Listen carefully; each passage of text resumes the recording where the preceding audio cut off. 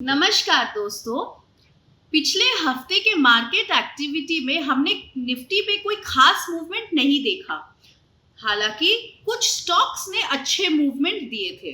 तो हमारे लिए ये बहुत इंपॉर्टेंट हो जाता है कि अगर हमें एक लॉन्ग टर्म निफ्टी का जो सेक्युलर बुल रन को प्ले करना है तो हमें स्ट्रॉन्ग स्टॉक्स से जुड़े रहना होगा और वीक स्टॉक्स को एग्जिट करना होगा।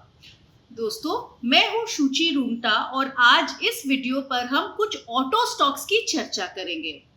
ऑटो स्टॉक्स हर महीने की 1 या 2 तारीख को अपने पिछले महीने के सेल्स फिगर रिलीज करते हैं। अगर हम स्टॉकेज के एज रिपोर्ट सेक्शन में चलते हैं, यहाँ हम देखें month on month percentage change in sales की फिगर एक क्रिस्प तरीके से एक इंफोग्राफिक में प्रेजेंट किया हुआ है। आप अगर देखें तो मारुति सुजुकी लगभग 216% उसके सेल्स में बढ़ोतरी हुई है। हीरो मोटर कॉर्प में 156%, अशोक लेलैंड अप्रोक्सीमेटली 100%। तो हम ये देख सकते हैं दोस्तों कि मोटा मोटी सभी ऑटो कंपनीज ने मार्केट के एस्टिमेट से अपने मंथ ऑन मंथ सेल्स को आउट परफॉर्म किया। उनके सेल्स फिगर अच्छे आए हैं। मार्केट ने जो सोचा था उससे बेहतरीन सेल्स ये सारी कंपनीज ने देखा है।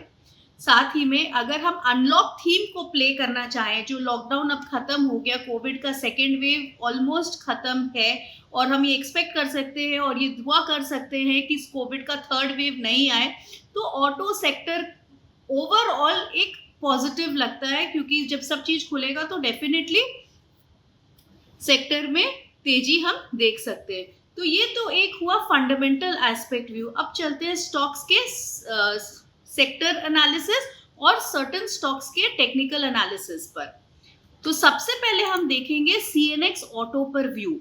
ये है सीएनएक्स ऑटो इंडेक्स का वीकली चार्ट। आप देख सकते हैं इसका वीकली आरएस अभी अभी पॉजिटिव जोन में एंटर कर रहा है।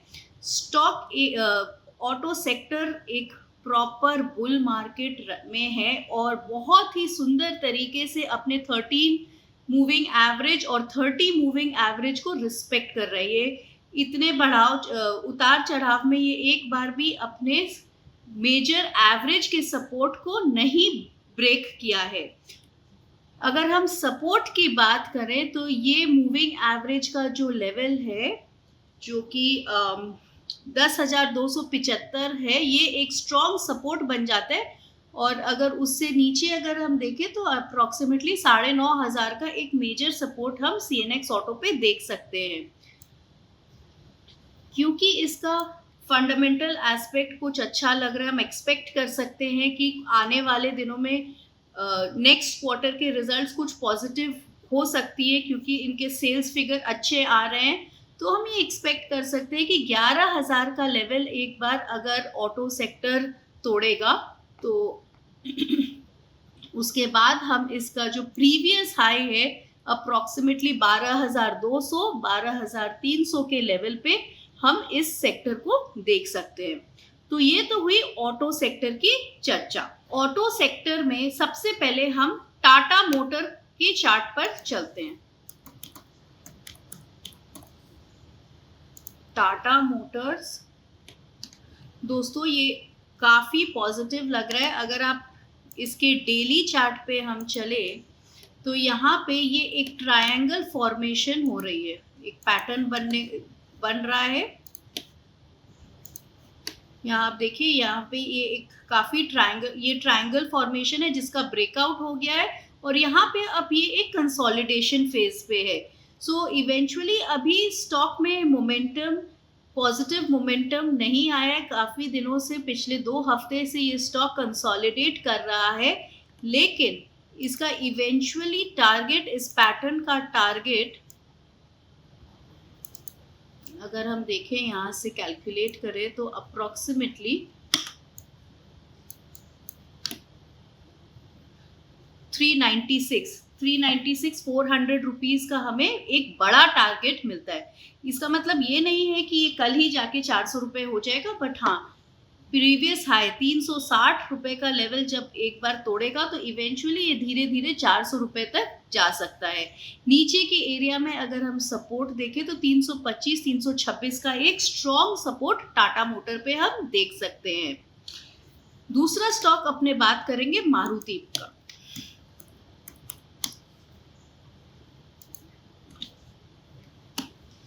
दोस्तों मारुति का जैसा कि हमने सेल्स रिपोर्ट पे देखा कि ये सबसे ज़्यादा सेल्स की यूनिट्स में बढ़ोतरी हमने मारुति में देखा था।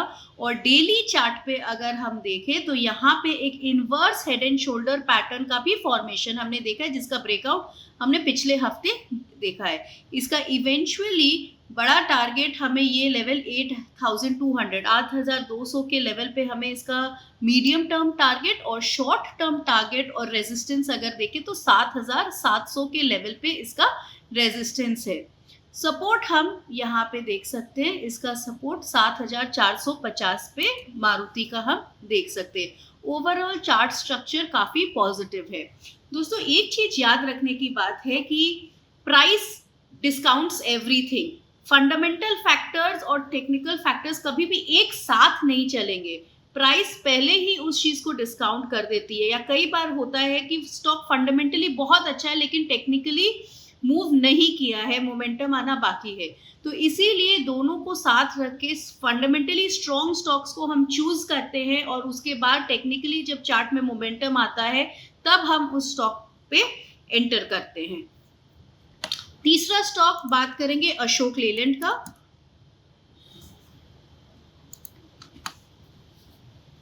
अशोक लेलैंड का भी अगर आप देखें तो एक ओवरऑल काफी स्ट्रॉन्ग अप ट्रेंड है और ये पिछले 3 महीने से एक रेंज बाउंड मूवमेंट में चल रहा है। अगर आप यहाँ देखें तो जनवरी से लेकर अभी जुलाई तक ये एक रेंज में चल रहा है, जिसका नीचे का लेवल 110 रुपया है और ऊपर का लेवल 137 रुपए का है। तो एक बार हम ये लेवल को ब्रेक करते हुए देखेंगे अगर स्टॉक प्राइसेस को, अगर स्टॉक 135 137 के ऊपर चलेगा तो इवेंचुअली हम इस पे पिछला टॉप जो कि यहाँ पे ये लेवल था 165 रुपए का, जो पिछला टॉप है उस लेवल का एक्सपेक्ट हम कर सकते हैं। चौथा स्टॉक हीरो मोटर कॉर्प।